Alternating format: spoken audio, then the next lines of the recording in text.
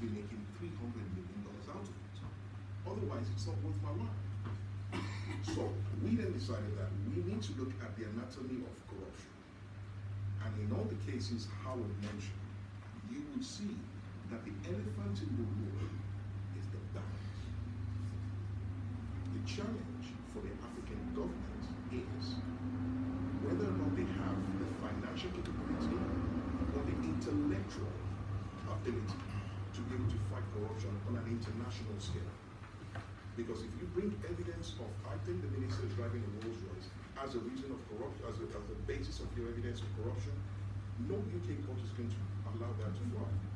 And your defense solicitors are going to be fighting the case, you're going to be correcting grammatical errors in your documents for the next 6 years.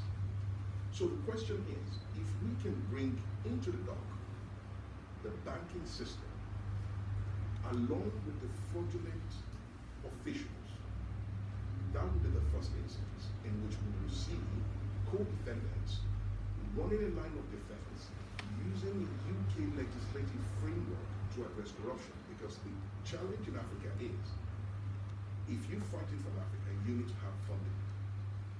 And if you don't have the funding, you're not going to be able to instruct lawyers here to act on your behalf. So what my organization has done is, we're supported by about 4 hedge funds, putting together about $250 million to help the African governments just to give us a letter of instruction. We will fund the litigation for them, improve on the intelligence they have in terms of who they're targeting, but looking at it from the banking point of view. Because I can guarantee you one thing, there is no bank in the world, in the Western world, with even a semi-mature system that does not know a politically exposed person from the very minute they sign the application form for a banking account.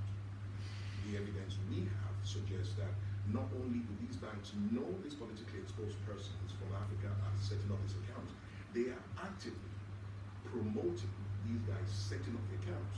So, if you look at the anatomy of corruption, get the key players in the room as co-defendants, and then watch the magic show.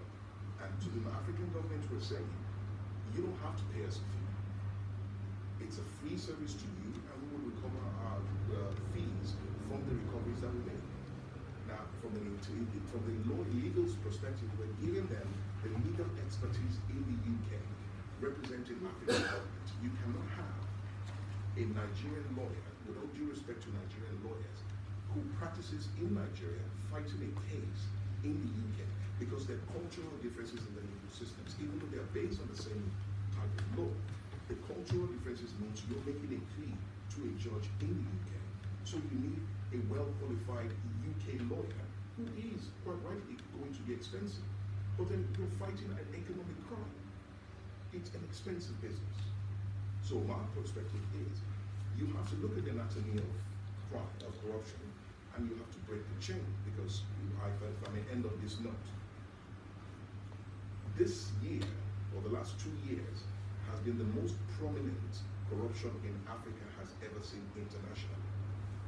The intelligence we're getting is saying, candidates who are running for office across Africa, across African government posts, are watching Nigeria very closely. Because if President Buhari fails,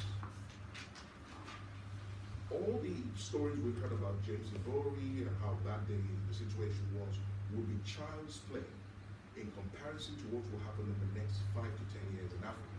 Because we are effectively saying to them, at the highest level of anti-corruption, the international government failed to address corruption in Africa, which means they can act with impunity, you can be smart about getting caught, and it means you'll go forever. And as Kadesi said earlier, the result for us in Africa means if we think Africa was bad over the last 10, 20 years, the next 20 years is even going to be worse. And where does that leave the people?